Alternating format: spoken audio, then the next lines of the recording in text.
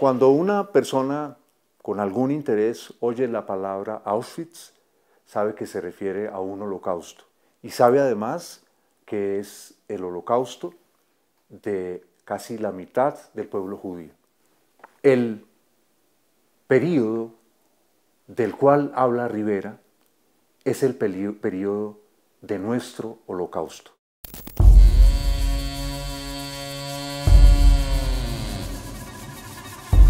Rivera sí tiene un interés por mostrar lo que están viviendo los indígenas, por ejemplo, en el llano, muestra las masacres de indígenas.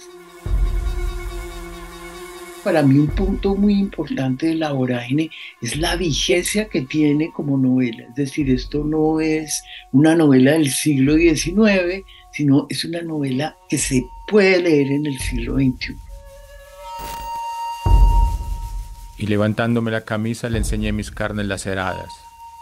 Momentos después, el árbol y yo perpetuamos en la Kodak nuestras heridas, que vertieron para igual amo distintos jugos, siringa y sangre. Aunque no es una novela histórica, no se puede leer como novela histórica, pero está impregnada de procesos históricos. Alicia es bogotana, pero recordemos que Arturo Cova es del Tolima, y estos son quienes escapan y son extranjeros en ese lugar y van a tratar de buscar diferentes personas para que los guíen. Sería Rivera el primero en meter ahí personajes que no se sienten del todo cómodos, y eso va a ser muy placentera la lectura y muy atractiva para, sobre todo, un público lector bogotano. Pues Cova es un colombiano, todavía creo que nos funciona, pero es un colombiano absolutamente machista, arribista, ¿sí? Racista, con buenas intenciones, en algunos momentos, completamente, si lo miramos desde la óptica de lo políticamente correcto, pues completamente cancelable en nuestro tiempo, pero tal vez absolutamente honesto para observar. Y viviendo entre mujeres sencillas, no he encontrado la sencillez, y entre las enamoradas el amor, ni la fe entre las creyentes. Mi corazón es como una roca cubierta de musgo, donde nunca falta una lágrima. Una de las cosas más fascinantes de La Vorágine, y por eso yo creo que la estamos leyendo todavía, es que escapa el mismo control de Rivera. Rivera tenía una agenda nacionalista y una particular agenda literaria, y Rivera se sintió de alguna manera que con la novela tenía que hacer una propuesta también de vanguardia, una propuesta que llevara el lenguaje modernista más allá de sí mismo y nos dislocara, hiciera del lenguaje una vorágine misma. Ese deshacerse del texto mismo es casi que un poema vanguardista de la década de los 20. Creo que desde esa primera línea, antes de que me hubiera apasionado por mujer alguna, me jugué el corazón al azar y me lo ganó la violencia. Creo que marca una cantidad de cosas muy impresionantes respecto a lo que nosotros somos como colombianos. Esa imposibilidad de hacer nada para cambiar la situación en la que se encuentra. Y yo creo que eso pues sigue siendo un poco el loop en el que nos encontramos nosotros metidos.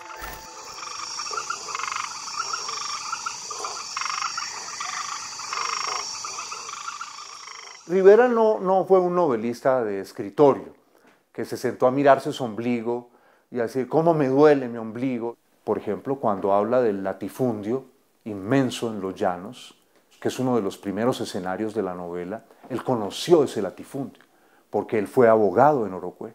Rivera fue un hombre que intentó comprender al hombre envuelto en tensiones con la naturaleza, con otros hombres.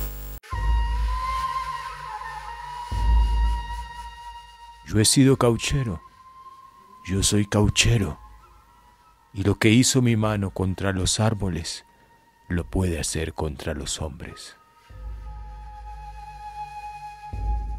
Esta es una novela que no es únicamente de la selva, sino es una novela, primero, que nos muestra una perspectiva geográfica enorme, de una serie de recorridos que comienzan en Bogotá, en Pasto, cruzan los llanos, el Amazonas, se pasa por Venezuela, por San Fernando de Atabapo, por el Perú, en fin.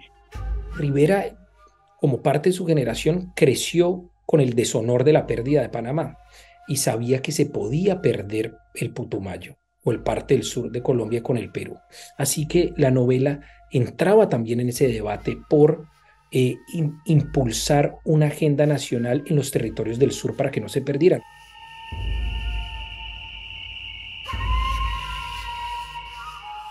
Si a mí me preguntan en este momento sobre qué es la vorágine, yo más que pensar en la selva, lo que pienso es en que es una novela sobre el capitalismo. Es realmente el movimiento del capitalismo salvaje, que endeuda a los peones, que le quita brazos, literalmente piernas, miembros a las comunidades indígenas a cambio del caucho, que tiene prisioneros, que hay gente que se pierde en la selva. Es el revés de ese movimiento celebratorio de las ciudades. Acá se nos aparece como un movimiento que constriñe, que decapita, que enferma. Estas son las queridas de nuestros amos. Se las cambiaron a sus parientes por sal, por telas y cachivaches, o las arrancaron de sus bohíos como impuestos de esclavitud. Ellas casi no han conocido la serena inocencia que la infancia respira, ni tuvieron otro juguete que el pesado tarro de cargar agua o el hermanito sobre el cuadril. Yo le invitaría al lector contemporáneo a pensar la vorágine desde el cambio climático y desde las crisis ambiental contemporánea. Ese animismo que toman las cosas en la vorágine tiene mucho que decirnos sobre el lugar descentrado que debe tener el humano, ¿no?, frente a ese mundo que lo excede y que es mucho más complejo. Esa es una lectura que las nuevas generaciones van a sentir muy, muy próxima.